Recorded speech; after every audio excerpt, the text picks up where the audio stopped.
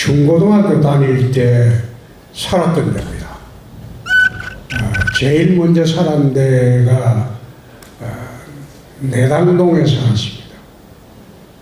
내당동에 그 당시에 저희 학교가 영남학교가 대명동에 있었습니다. 그 붙었죠. 내당동하고. 그래서 거기 내당동 그 국수집 골방을 얻어가지고 중학교 다니다가 두 번째 비산동으로 또 자취집을 옮겼어요. 근데 비산동은 그 당시에 지금도 그렇지만 비산동은 참 낙후된 동네였어요. 대구에서도 반대쪽이었고 거기서 이제 걸어서 서문시장 통해서 대명동 영남학교까지 다니고 6년 동안 그래 다녔습니다. 그래서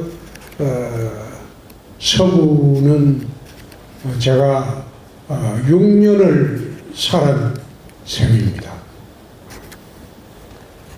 근데 그때보다는 지금 서구가 무지하게 좋아졌죠. 여러분들은 분말 좀 있을지 모르나 우리 구청장님 들어오고 서구가 많이 달라졌습니다. 서대구시를 이끌어갈 서구의 중심 과제는 서대구역입니다. 달빛철도가 개통이 되면 호남의 물류 여객들이 전부 서대구로 옵니다. 서대구역으로 옵니다. 서대구역으로 와서 공항으로 갑니다. 그러면 앞으로 10년 후에는 대구의 핫플레이스가 서대구역이 될 겁니다. 그래서 서대구역을 중심으로 한 그런 대구 공간 개발 계획을 우리가 거의 다 세워놓고 있습니다. 그러니까 지금은 좀 속이 상하더라도 기다리면 됩니다.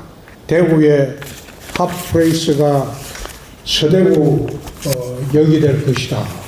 동대구역보다 더 여객이나 물류가 많이 몰려드는 그런 핫플레이스가 될 것이다.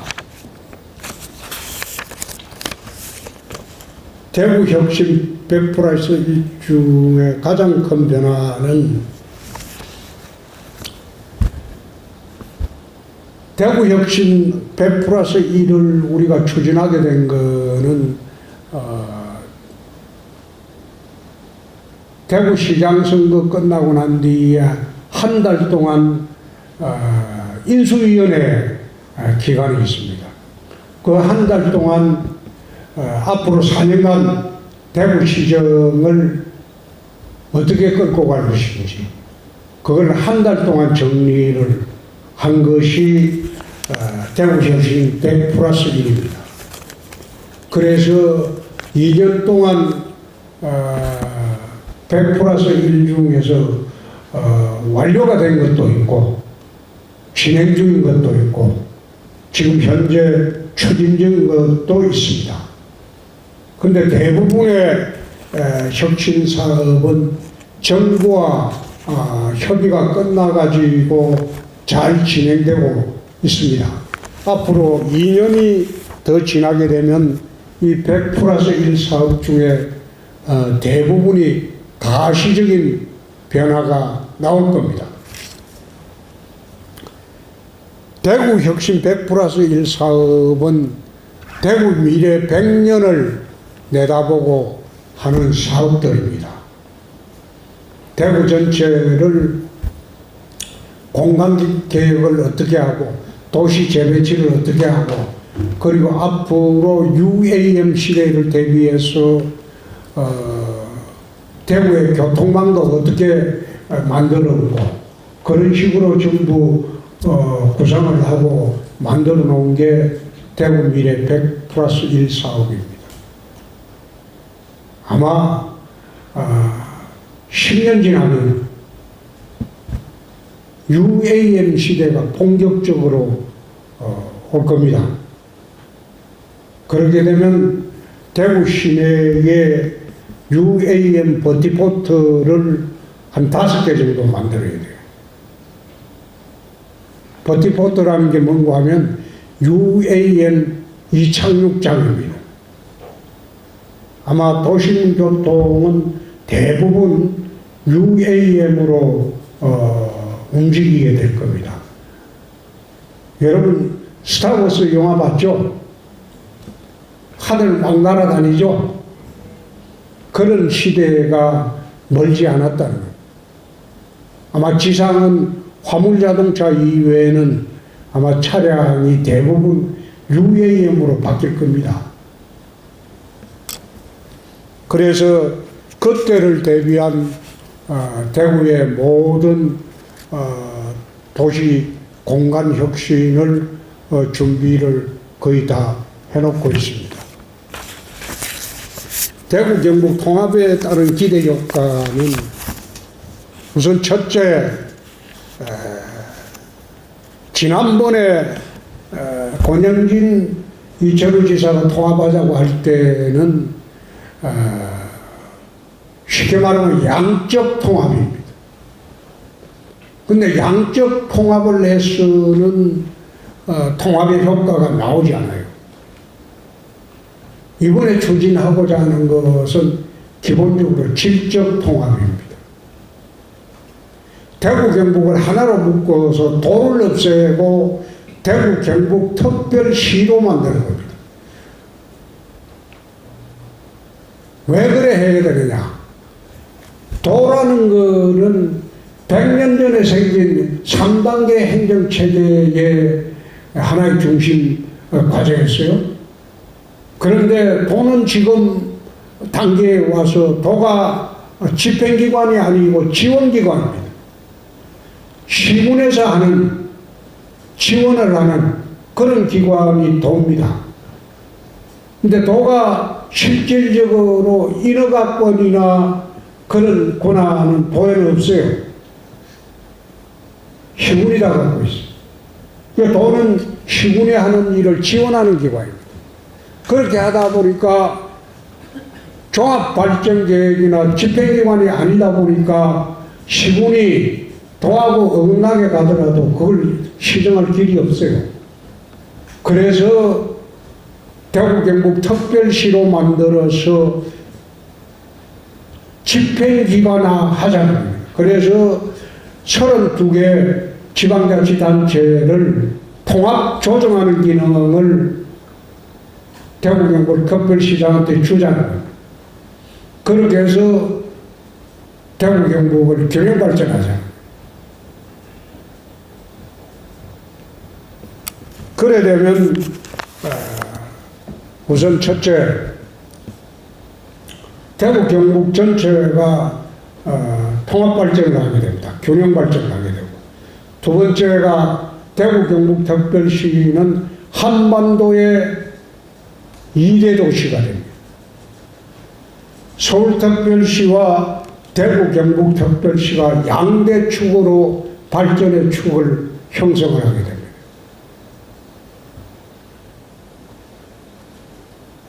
원래 일제시대까지 한반도의 3대 도시는 서울, 평양, 대구가 3대 도시였어요. 근데 해방 이후에 들어와서 이게 대구가 위상이 추락하기 시작해서 지금은 한국 내에서도 대구가 네 번째 도시가 됐어요. 서울, 부산, 인천, 대구입니다. 곧 대전의 추월을 당합니다.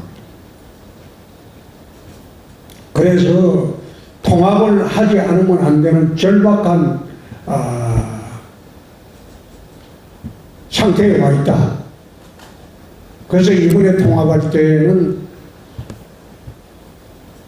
질적 통합을 하고 그리고 한반도 2대 도시로 만들어서 서울 특별시와 대구 경북 특별시가 양대축으로 대한민국을 끌고 가는 그런 구도로 만들어야 된다. 그 만드는 중심에 TK 신공항이 있습니다. 여러분들은 단순히 TK 신공항을 그냥 공항 하나 새로 건설하는 것이다, 군공항 이전하는 것이다, 이런 식으로 대부분 알고 계시지만은 실제로 대구 TK 신공항의 역할이라는 것은 국토교력발전과 지방살기의 핵심 과제가 앞으로 될 겁니다. 우리나라는 공항이 사실상 하나밖에 없어요. 인천공항에 물류 수송을 하는데 98.2%가 인천공항을 통해서 해외로 나갑니다. 모든 첨단 제품들은 항공으로 수출합니다. 우리나라 총 수출 물량의 36% 정도가 항공으로 수출합니다. 이 항공으로 수출하는 36%는 전부 첨단 산업 제품이고 고부가가치 제품입니다. 근데 그 36% 앞으로 이게 50%까지 아마 늘어날 거예요. 그런데 이렇게 늘어나는 첨단 산업 물류가 인천공항으로 98.2%가 그쪽으로 나가요. 그러니까 수도권 이남으로 첨단 산업에 종사하는 사람들이 내려올 수가 없어요. 반도체 같은 첨단 산업이 왜 수도권에만 집중되어 있겠습니까? 가장 큰 이유는 물류 수송의 길이 인천으로 집중되어 있다는 거예요. 근데 문제는 저 인천공항은 얼마 전에 인천공항에 무인 드론기가 하나 떴는데 48분간 이 착륙이 금지됐어요. 인천공항은 안보 취약지역입니다.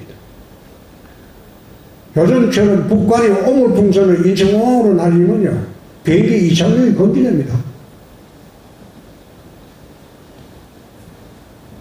장사정보 거리내에 있어요. 아마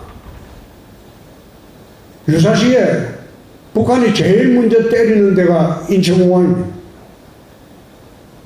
30분만 때리면 대한민국 하늘길이 막혀버립니다. 전쟁을 하려면 해외에서 제일 먼저 들어오는 게 수송 물자입니다. 전쟁 물자. 근데 전쟁 물자는 중수송기를 통해서 들어옵니다. 우리나라 전쟁 물자가 들어올 수 있는 공항은 인천공항밖에 없습니다. 중수송기는 활주로 짧은 데는 이륙을 못합니다. 김해공항도 중수송기가 착륙하기가 어렵습니다. 그래서 유사시에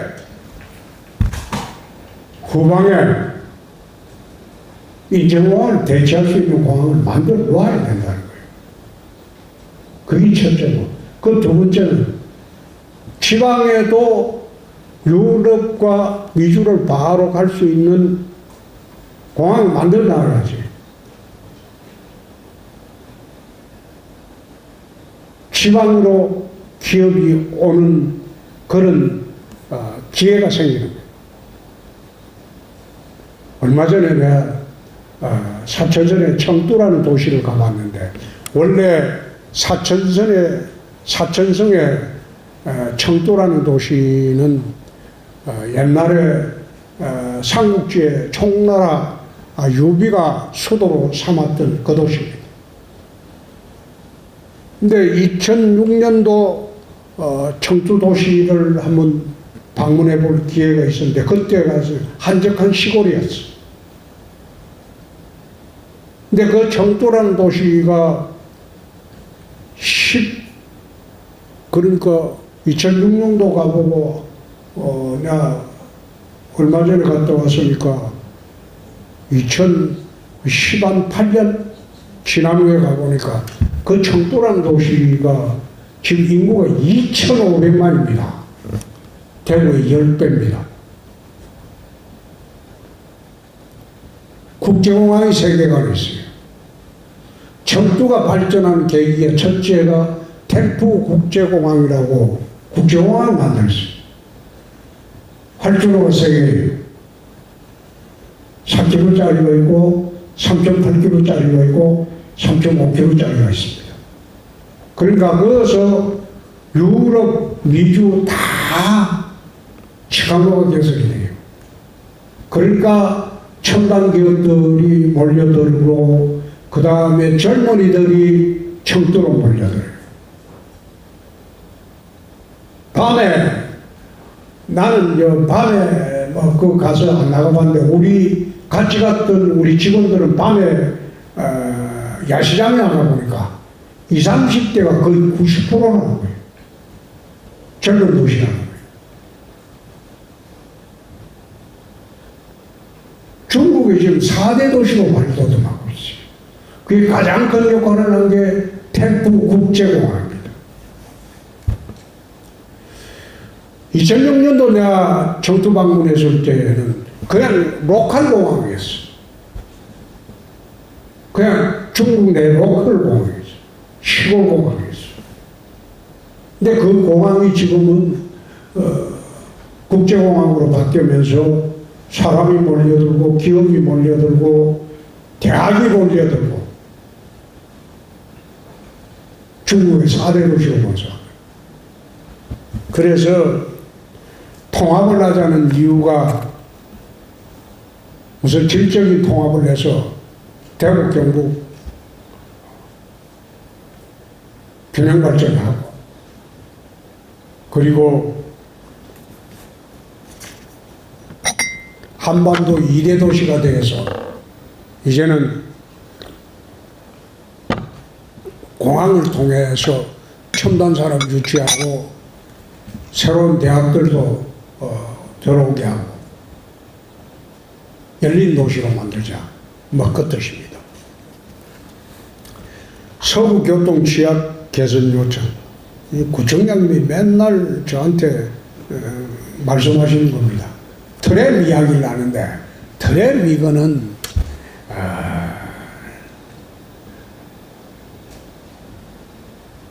60년대 말에 없어진 전차입니다. 서울 종로의 전차. 그걸 지금 만들자고 하는 거는 시대착오적인 발상이에요. 그래서 그런 거는 하지 않고 도시철도 연장 계획이 없어진지 이거는 내가 들어가서 한번 알아보겠습니다. 염색공단 이전 계획은 이미 추진을 다 하고 있습니다.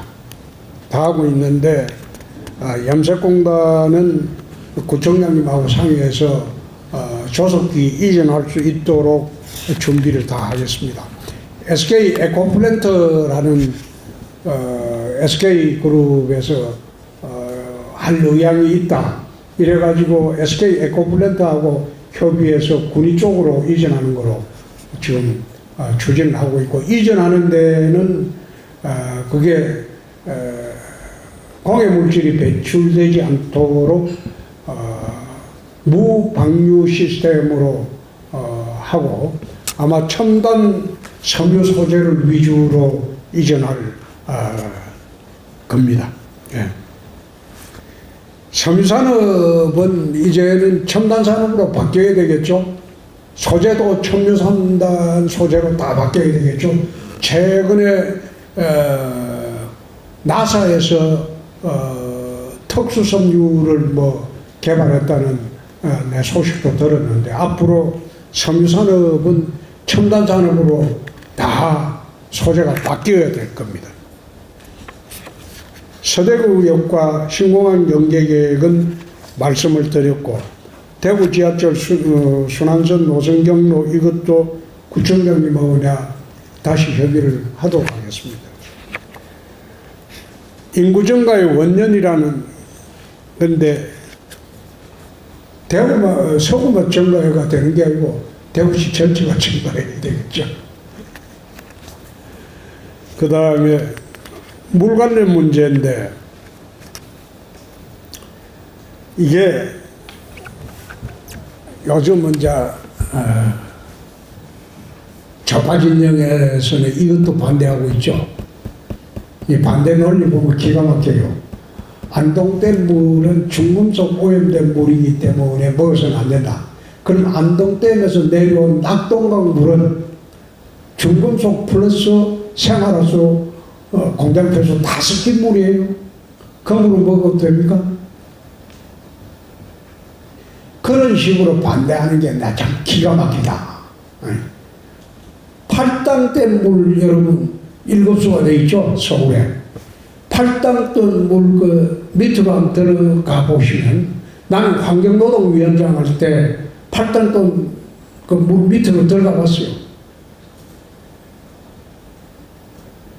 거기는 경안청에서 흘러나오는, 경기도에서 흘러나오는 축산폐수 그게 쌓여 있습니다. 근데 그거 못 건드려요. 건드리면 서울 시민들이 단수를 2달 이상 해야 돼요. 위에 물 떠 있는 떠 있는 물은 오염이 안 돼 있어요.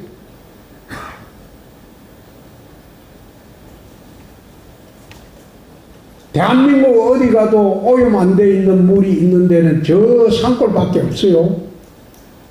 그 외에 생활화수, 축산폐수, 공장폐수 때문에 낙동강 물은 더 이상 오염이 안 되도록 할 수 있는 그 방법밖에 없지. 이게 원천적으로 1급수로 되돌릴 수 있는 방법이 없습니다. 그래서 안동댐 물이 오염된 게 아니고 안동댐 상류의 일부의 석보재련소에서 지금 석보재련소도 아마 2,300억 들여갖고 무방류 시스템으로 바꿨어요. 일체 공유물질 배출이 안 됩니다. 무방류 시스템이라는 것은 공장에서 나온 배수가 밖으로 흘러나오지 않고 거기서 다시 정화해서 그 물을 다시 사용하는 거예요. 그래서 안동댐 물은 1급수입니다. 일부 중금속이 오염된 부분도 상류 일부에 물 유입된 부분이 있어요. 근데 그것이 안동댐 물 전체를 오염시키지는 않아요. 공무원 반바지 착용, 반바지 입고 오세요. 지금 삼성도 반바지 입고 출근합니다. 삼성에 근무하는 사람 서울에 안 가보세요. 반바지 입고 티셔츠 입고 아주 복잡한 자유예요. 그 반바지 입고 올 사람 반바지 입고 오세요. 그거 가지고 시비 거는 시대는 지났다. 세대 차이를 느끼는 경험담. 나는 별로 이런 경험 못 느끼는 거야. 나는 내 아들이 이제 둘 다 이제 40대 초반입니다. 근데 어릴 때부터 걔들이 초등학교, 중학교, 고등학교, 대학 다니고 회사 다니고 지금 중견 사원이 돼서도 늘 아버지하고 소통하고 요즘도 서울 있고 하지만은 카톡으로 연락하고 전화하고 수시로 해요. 그래서 세대 차이로 뭐 충격을 받았다 이런 거는 한 번도 느껴본 일이 없습니다. 우리나라 사형제도가 있지만은 집행하지 않는다. 나는 이게 기본적으로 이런 생각을 합니다. 자연수의 생명권 보장을 위해서 집행을 안 하거든요. 그런데 흉악범에 잔인하게 살해당한 피해자의 생명권은 어떻게 합니까? 어떻게 잔인한 흉악범의 생명권만 존중하고 억울하게 당한 피해자의 생명권뿐만 아니라 그 가족들이 평생 겪어야 하는 고통은 어디서 벗어났습니까? 나는 사형제도 집행을 해야 된다고 생각합니다. 지금 우리나라에 아마 사형 확정이 되고 집행이 안 된 사람이 60만 8명 있을 거예요. 그런데 그 중에서 흉악범은 사형 집행을 해야 될 거예요. 우리나라 법에도 사형 선고 후 6개월 내에 집행하여야 한다 이래 돼 있어요. 그런데 얼치기 인권론자들 때문에 집행하는 지가 지금 한 30년이 넘었죠. 사형 집행을 하면 마치 인권 후진국인 양 선전하는 것도 그거 참 같지 않은 이야기야. 일본은 매년 사형 집행합니다. 미국이 매년 사형 집행을 해요. 그런데 미국은 주에 따라서 틀리죠. 아마 주의 절반은 사형 집행을 합니다. 근데 미국이 인권 후진국입니까? 일본이 인권 후진국입니까? 우리나라는 이 것들은 정치인들 때문에 안 되는 거예요. 지 자식이 한번 죽어봐. 사형 집행 안 하는가? 그래서 나는 헌법재판소에도 합헌이라고 판결이 났기 때문에 사형 집행을 해야 된다. 그렇게 적극행정이라는 게 참 이걸 공무원들한테 요구하기는 굉장히 힘들어요. 왜 그러냐면 행정에는 책임이 따르기 때문에 공무원들은 가능하면 책임지는 것을 누구나 다 두려워합니다. 그래서 적극행정을 하는데 굉장히 어려워하죠. 그렇지만은 소극적인 행정보다는 적극행정을 해야 되고, 행정하는 과정에서 실수가 있을 때 그런 걸 이유로 문책을 하지 말아야 됩니다.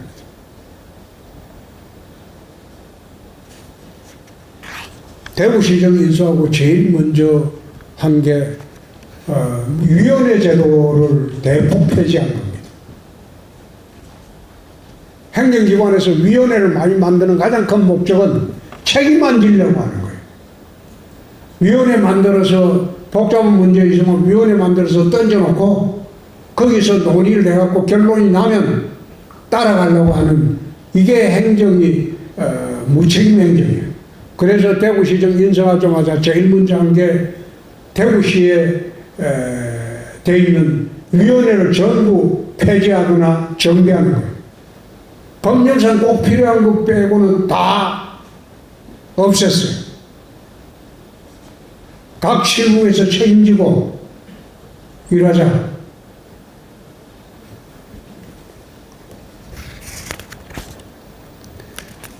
대구로페이 예산정액 계획은 지금 돈이 없어서 거의 못해요. 재정이 나빠요. 그래서 재정이 좋아질 때까지는 할 수가 없어요. 생활 습관.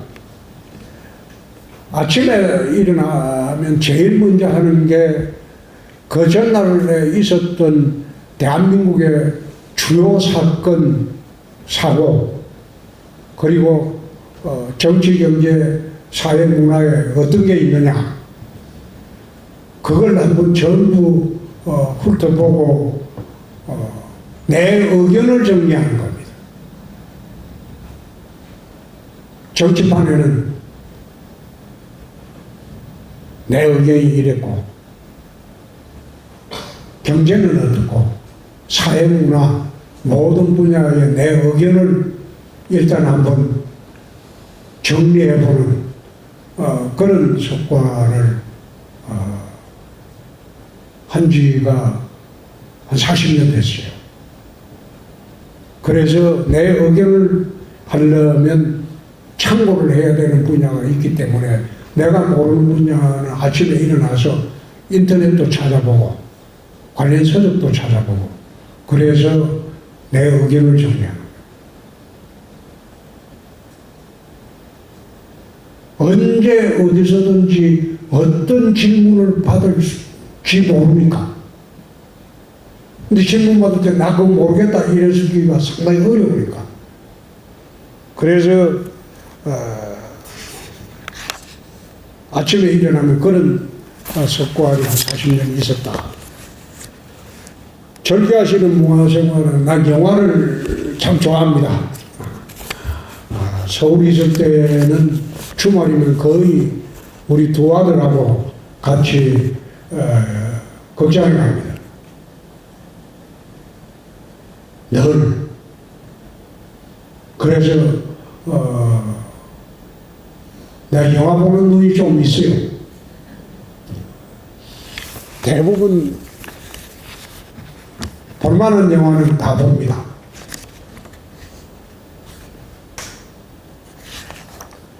대구의 대표 음식 심리 중 가장 좋아하는 음식은 대구는 음식 맛이 별로 없어요. 음식 맛은요 제라도 가야지. 대구는 별로 맛있게 먹어본 음식이 나는 기억이 없어요. 나는 식도락가가 아니라서 때가 되면 그냥 한 끼 때운다는 생각으로 여태 먹고 살지 나는 뭘 맛있어서 좋은 거 먹겠다 이런 생각으로 생활을 하지 않습니다. 주는 대로 먹고 그리고 하루를 때우는 거예요. 나는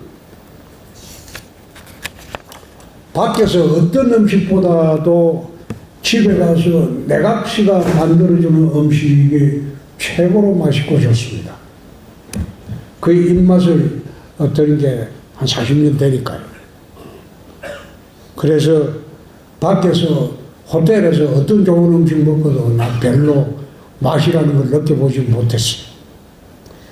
저출생 극복 대책 이거는 참 국가적인 난제인데 옛날에 저희들이 이제 처음 검사가 되어가지고 결혼해서 그때는 어떤 시대였나 하면 자식을 셋 낳으면 의료보험이 안 되던 시대입니다. 2명만 낳으라고 했어요. 둘도 많다. 하나나 잘 기르자 하던 그런 시대였어요. 근데 지금 와서 그게 이제 욜로족도 일상화돼버렸고 2번 살 수도 없는데 뭐 하려고 자식한테 헌신하냐. 자식한테 헌신하는 세대가 우리가 마지막 세대인 것 같아요. 그래서 젊은 사람들한테 자식 낳으라 소리를 못하겠다. 근데 내 아들이 큰아들이 애가 하나인데 하나만 더 낳으면 길러준다. 택배로 우리 집에 보내라. 우리가 다 키워줄게. 아무리 해도 안 나요. 왜 안 났냐? 하나만 해도 벅차네. 그 세대가 그런데 국가가 해주려면, 예컨대 이제 스웨덴이나 노르웨이나 뭐 핀란드 가보면 달라요. 거기는 자식이 보통 3명에서 5명 있어요.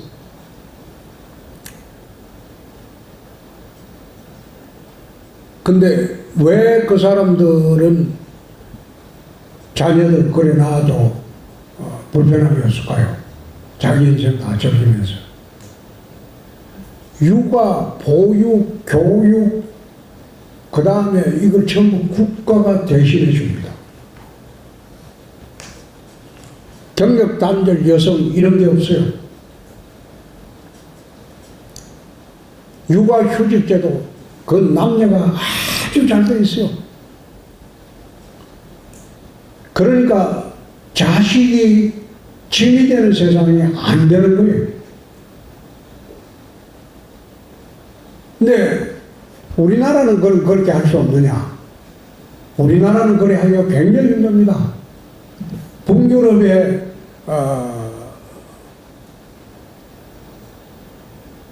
소득세 납부하는 거는 50% 하죠. 52, 3%를 소득세를 내거든. 내가 100만 원 벌면 50만 원 국가 내요. 근데 우리나라는 소득세가 22%, 23%, 20% 정도, 1%만 올리도 난리 날 거예요. 근데 북유럽에는 왜 그런 제도를 소득세를 절반 내고 그 절반을 갖고 국가가 살림을 대신 살아주는 거예요. 복지정책이라는 게. 근데 북유럽의 복지정책을 하게 되는 배경을 보면 첫째 바이킹의 전통입니다. 북유럽이라는 나라들은 그 바이킹에 나가요. 옛날에 중세시대에 바이킹이 북유럽에는 그게 농작물이 자랄 수 있는 환경이 안 돼 있어요. 그러니까 바이킹은 유럽 전역으로 배 타고 들어가서 약탈하며 살았던 민족이야. 약탈해서 가져가는 모든 물자는 개인 소유가 아니고 마을 공동체 소유예요.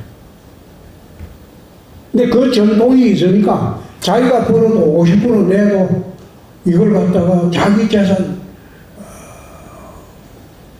이라는 그런 욕구가 없는 거예요. 이 절반을 나라 바치고 나라가 대신 살림 살아주는 거예요. 그리고 두 번째가 2차 대전 후에 러시아가 소련이 팽창하면서 동유럽을 전부 삼켰을 때 북유럽이 딱 러시아하고 국경이 붙어 있습니다. 그러니까 자기들이 소련에 믿기지 않으려고 복지제도를 소련보다 더 좋게 만들어 준 거예요.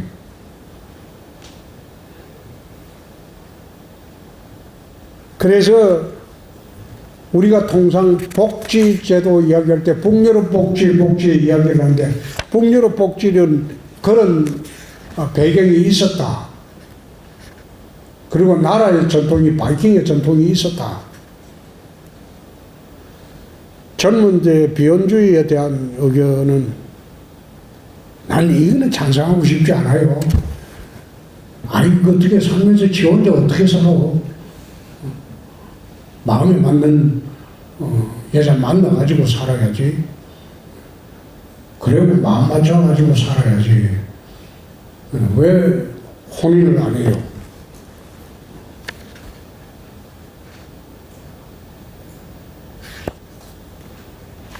징크스가 있는지, 나는 징크스는 내 기억에는 가져본 적이 없습니다. MBTI는 내가 해보니까 지난 대선 경선 때 해보니까 엄격한 관리자라고 그 MBTI가 나옵니다. 의사결정 시 시장님만이 원칙, 이게 사실 앞으로의 세상을 좀 봐야 돼요. 우리가 살면서 중요한 거는 영어로 말하면 인사이트, 그거는 통찰력이라는 뜻이에요. 현실을 볼 때 냉정하게 바라볼 수 있고 현실을 분석할 수 있는 능력, 그걸 인사이트라고 해요. 근데 거기서 플러스 더 중요한 거는 포사이트예요. 미래를 예지할 수 있는 능력. 앞으로 세상이 어떻게 변할 것이다.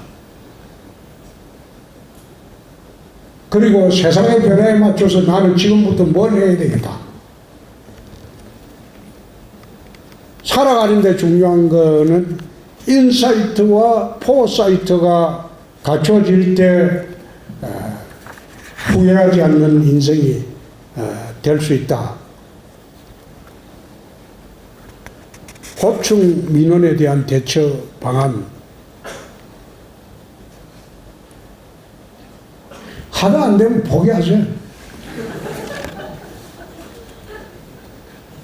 악성민원 이야기를 많이 하는데 나는 대구시의 본청에 있는 사람들한테 무시하라고 해요. 전화하면서 악성민원 있으면 전화 끊어보라고 해요. 그런 전화 받을 필요 없다고. 청년정책의 방향성이라는 게 여러 가지가 있는데 지금 직원이 물어놓은 거 보니까 2025년부터 청년 전월세 대출이자 지원 정책이 다시 시행될 수 있는지 지금 아마 며칠 전에 발표를 했을걸요. 다시 시행한다고. 대구시 발전을 위한 단기 목표 중에 가장 중요한 거는 기득권 카르텔을 깨내야 돼요. 기득권 카르텔을. 두 번째가 열린 시정이 돼야 돼요. 폐쇄적인 시정이 되면 안 돼요. 그래서 내가 지난번에 지시했는데도 잘 이행이 안 돼가지고 오늘 다시 지시한 게 공무원 보고구나. 산하단체 우리 공공기관 뽑을 때 지역 제한 철폐해라. 외지에 와서도 대구시 공무원을 할 수 있고 외지에 와서 외지 사람이 와서 할 수 있는 그런 열린 도시가 되어야지 닫힌 도시 되지 않는다. 지역 제한 철폐하라고 오늘 다시 지시를 했어요. 신천 프로포즈는 원래 이게 신천 테라스라고 신천에 수상공원을 하나 지으려고 했는데 의회도 다 성의를 받고 했습니다. 다 했는데 테라스보다는 젊은이들이 파리생강의 폭내부다리처럼 고백을 하고 그리고 맺어지고 또 평생을 행복하게 살 수 있도록 하는 그런 장소를 하나 상징적인 장소를 만드는 게 좋지 않느냐. 그래서 내가 신천 프로포즈라고 이름을 바꿔가지고 하라고 지시했습니다. 이게 맺어지면 전국에 아마 이게 내년 말 정도 되면 만들어지면 전국의 명소가 될 수 있을 겁니다. 여름 휴가 계획은 그냥 우리 아들들하고 같이 놀러 가는 겁니다. 산에 갈 겁니다. 과거로 돌아갈 수 있다면 이 질문 하는 사람 나 이해가 안 되는 게 과거로 어떻게 돌아가요?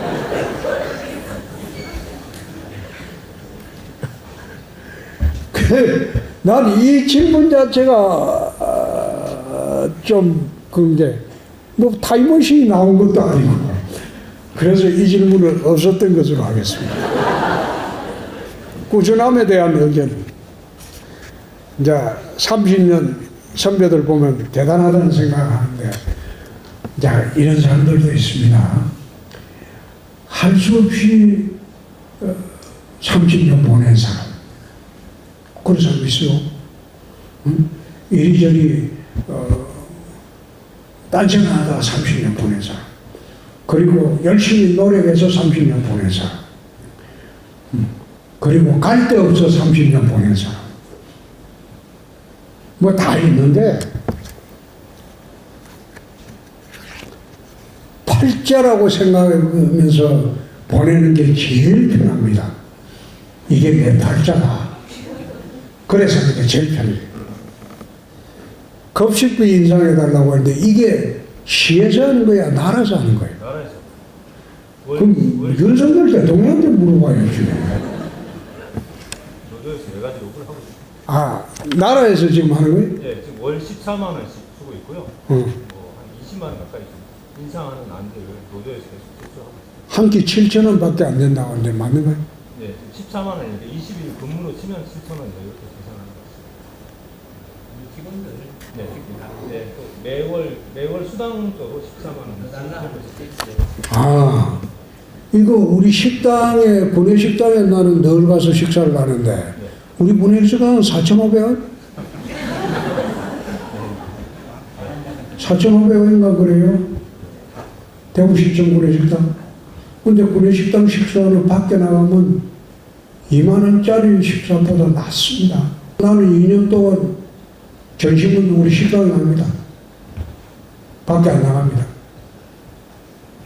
근데 7,000원은 이거 괜찮는데? 우리 식당이 지금 4,500원 하지? 내 기억은 한 4,500원 하니까. 그렇게 우리 직원들은 여기 보면 4,500원 주고 하고 난 뒤에 그 우리 도청 뒤에 우르르 올라가고 전부 커피 한 잔씩 들고 다 내려오더라고. 그 7,000원 받아가지고 그래 하는 건가? 구청장님이 식당에 밥을 잘 안 시원찮게 주는 겁니다. 새내기 공무원 사기 진작 방안은 저연차 공무원대 이탈이 가속화되고 있습니다. 나는 이거 방지책을 마련해라 이런데 나는 그렇게 할 필요가 없다고 생각해요. 자유야. 여기에서 내 평생 묻을 생각이 된다면 여기 있는 거고, 여기 전망이 없으면 언제든지 딴 데로 갈 수 있습니다. 옛날에 저희들이 공무원 시작할 때만 하더라도 숙명으로 연구가 했지만 지금은 MZ세대들은 그렇게 하지 않아요. 자유스럽게 공무원 하다가 안 되면 다른 자유업 해보다가 그 평생 그래서 하는 거죠. 그래서 여기에 이탈 방지를 위해서 뭐 해달라, 나는 해줄 생각이 없습니다. 자유롭게 선택하십시오. 의료계 집단행동과 관련해서 해결 방안이, 이거는 이제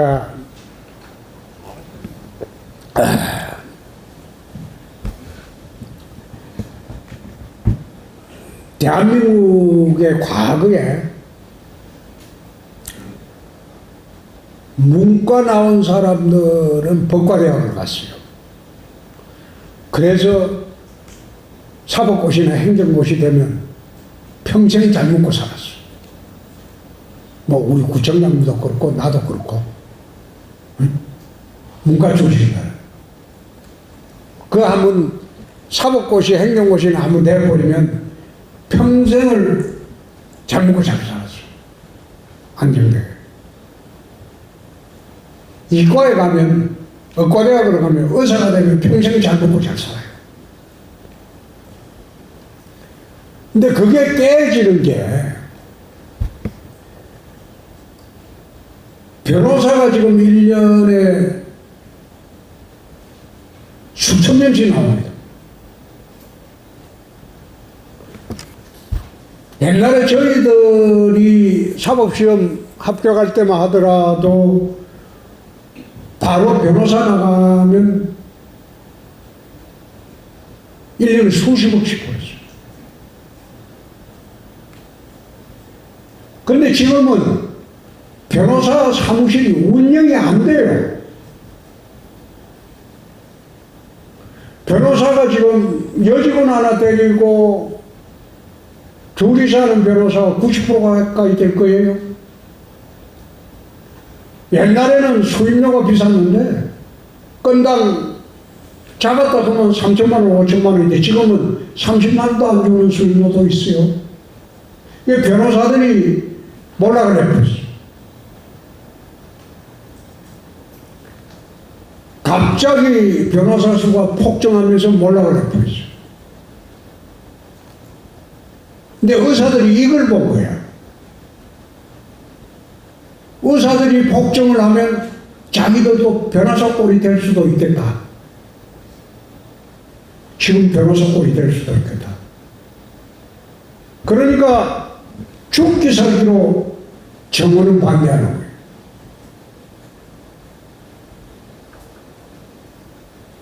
변호사가 폭망한 걸 자기 눈으로 봤으니까. 근데 여기는 예외가 없어요. 의사분들 다 그런 생각을 해요. 그러니까 의사 많아지는 걸 죽기 살기로 반대하는 거예요.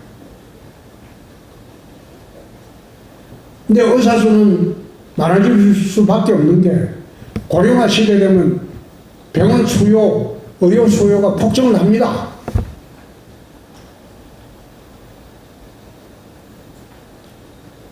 그 정부의 고민이 거기 있는 거예요.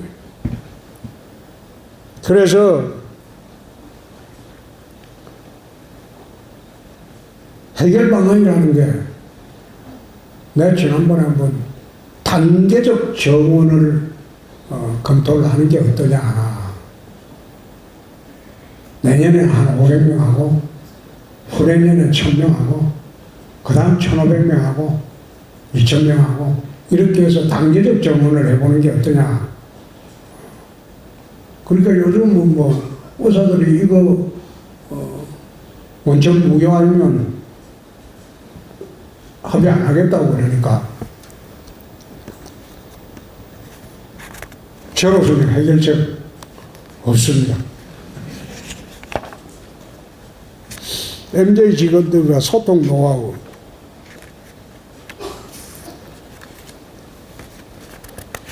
사실 소통을 하는 게 가장 중요한 거는 진심을 갖고 대하는 거예요.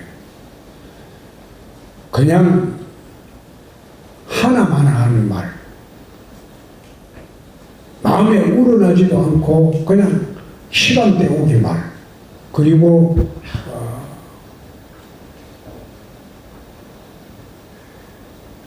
달콤한 말로 현재의 어려움을 벗어나려고 하는 그런 말로는 나는 소통하는 거는 제대로 된 소통이 아니라고 봅니다. 진심으로 갖고 대하는 게 맞지 않느냐. 어르신 일자리 대책은 이건 우리나라 국가적 과제이니까 대구시에도 추진을 하고 있습니다. 검사 재직 기간 아쉬웠던 사건이나 에피소드.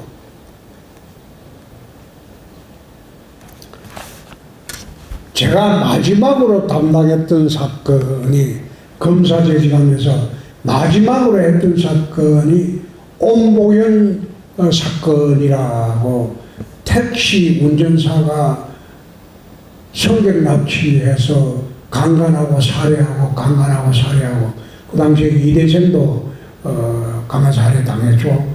그 온보현 사건이라고 그게 제가 검사로서는 마지막 수사를 했던 사건이에요. 근데 그거 사형 판결을 받았어요.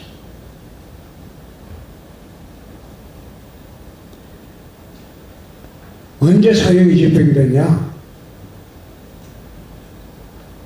97년도 12월 20일인가 마지막 사형 집행이 대한민국이 97년 12월 10일인가 20일인가 그때 YS 정부 때 마지막 사형 집행을 했어요. 96년인가 97년인가 그때 여러분들은 어린 사람들은 기억이 잘 안 나겠지만 마카파 사건이라고 또 있었어요. 마지막 강력부검사함이 있었던 사건이 마카파 사건, 온보현 사건인데 마카파 사건도 사람을 납치해서 죽이고 돈 빼들고 전남 영광에 농촌 거기서 시체 태우고 하던 마카파 사건이 또 있었어요.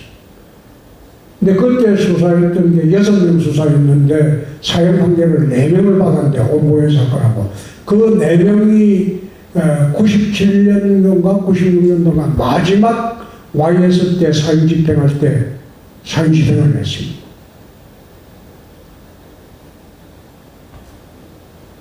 제가 수사했던 사건 중에 마지막 사형 집행을 했던 4명이 그런 사람들입니다. 그래서 그 뒤에도 강호수이라든지 유영철이라든지 그 뭐 엽기적인 살인마들도 지금 뭐 교도소 앉아갖고 음란 동영상 안 보여준다고 뭐 지랄하고 난 그런 거 보면서 왜 저 살림없는지 내가 이해가 안 돼요. 실행을 해야지. 확인해 보니까 95년 11월 2일. 95년이? 아, 95년이구나. 11월 2일. 아, 12월. 95년 12월 2일에 내가 검사 그만두고 정치 시작하기 전에 YS 정부 때 마지막 사형 집행인데 95년 12월 2일. 네. 11월 2일. 11월 2일. 예. 아, 그때 마지막 집행을 할 때 내가 수사했던 그 당시 아마 한 10몇 명인가 20몇 명 집행했죠? 응? 19명 집행할 때 4명이 내가 수사해갖고 사형 집행, 사형 선고 받았던 그런 사람인데 내가 검사로 있으면 내가 직접 집행관으로 갔겠죠. 특색 있는 공원은 대구에서는 수목원. 여러분 한번 가보세요. 시간 나면. 수목원이 참 좋습니다. 판다 임대 비용 방안 이거는 입장료 받으면 이거 충분히 충당 가능해요. 1년에 한 35억, 한 40억 될 건데 입장료 받으면 충분히 가능해요. 홍카콜라 별명에 대한 의견은 이거는 2017년도 대선 때 우리 당직자가 지어준 별명인데 말하는 게 이제 톡 쏜다고 그러겠죠. 기업 유치 계획은 매일매일 기업을 협의를 하고 있습니다. 민선 8기 제가 들어와서 대구로 내려온 기업이 2년 동안 한 34개 정도 기업이 첨단 산업이 들어왔습니다. 앞으로도 계속 줄을 서서 들어올 예정입니다. 주 4.5일제에 대한 의견, 대구가 할 일이 많아서 이거는 당분간 시행 안 할 겁니다. 제주도는 좀 그 관광도시 아니요. 전통시장 활성화 반환은 수없이 하고 있는데 이 잘 안 되는 게 트렌드가 변했어요. 쇼핑 트렌드가 변했다. 미국에서도 1980년도 이전까지는 구멍가게가 있었어요. 대구도 다 있었죠. 구멍가게가 있었어요. 그리고 전통시장이 있었어요. 근데 미국이 레이건 시대를 지내면서 이게 트렌드가 아울렛 시대로 들어갑니다. 교외에 큰 쇼핑 아울렛이 씌워놓고 주말이나 시간 나면 차를 몰고 거기 가서 일주일치 보름치를 사는 거예요. 쇼핑 문화가 바뀌어버렸어요. 옛날에는 매일 오후 3시나 4시쯤 되면 장에 가잖아요. 서울시장이 새벽 4시쯤 되면 바글바글해지지 장면이 나오잖아요. 근데 지금 쇼핑 문화가 바뀌었잖아요. 그게 옛날에는 냉장고가 일반화되어 있지 않을 때고 식품 저장하는 시설이 없을 때니까 매일매일 사서 반찬 무치고 할 텐데 지금은 냉장고도 있고 모든 시설이 다 갖춰지니까 한 번에 사서 다 하는 시대가 돼버리니까 이 전통시장이 쇼핑 트렌드하고 안 맞으니까. 그래서 전통시장 활성화 대책으로 이야기하는 게 배달 문화를 제대로 활성화하면 전통시장도 활성화될 수 있다. 전통시장도 마트처럼 소위 인터넷으로 신청하고 배달 문화가 제대로 갖춰지면 아마 활성화되는데 도움이 될 것이다. 인생의 롤 모델이 뭐냐? 늘 이야기하는데 저는 내 인생의 롤 모델을 저희 어머니라고 늘 생각을 합니다. 그건 어릴 때부터 지금까지 생각하기에 변함이 없습니다. 어떤 부분을 본받을 만하다고 했냐면 자식에 대한 희생과 헌신입니다.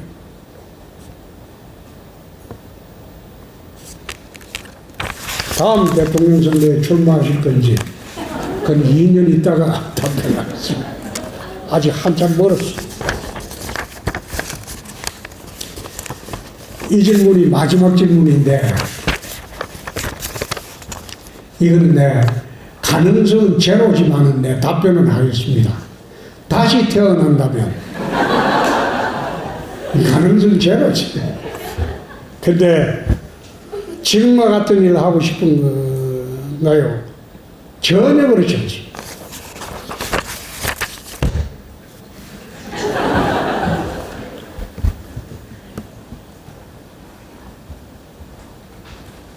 역사학자가 한번 돼보고 싶어요.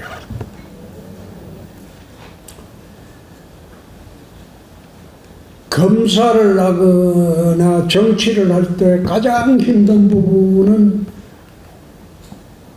갈등 조정입니다. 거의 나는 검사부터 공직생활 한 40년 동안 갈등 조정하는 일만 해왔어요. 그러니까 진짜 힘들어요. 갈등 조정한다는 게. 그런데 역사학자는 이 과거 역사적 사실만 읽어보고 연구하고 해석하고 그래 하면 되니까 갈등이란 할 게 없죠.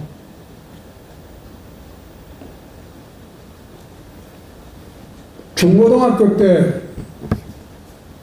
제가 가장 잘하던 게 역사입니다. 한국사, 세계사, 특히 중국사. 그때 공부한 게 지금 그대로 중국 나가도 중국의 고위 청하고 이야기해도 어떤 때는 내가 중국사를 더 많이 알고 있습니다. 그러니까 갈등 없는 직업을 갖고 싶다. 여러분도 공부 안 들어와서니까 평생 갈등 속에서 살아야 돼요. 집에 가면 부부 갈등이 있죠. 고부 갈등이 있죠. 직장에 오면 상사와 갈등이 있죠. 부하와 갈등이 있죠. 다 있죠. 근데 갈등 관리를 어떻게 하느냐. 그게 인생을 편하게 사느냐, 복잡하게 사느냐. 그 차이입니다. 갈등 관리를 가장 편하게 하는 것은 될 대로 되라. 그래서 하는 것이 갈등 관리를 가장 편안하게 하는 거예요. 힘들고 어려운 순간을 어떻게 보내느냐. 솔로몬 자문에 나오는 이런 격언이 있습니다. 이 또한 지나가리로다. 그 말을 잘 되새겨보면 아무리 힘들고 어려운 시간을 맞더라도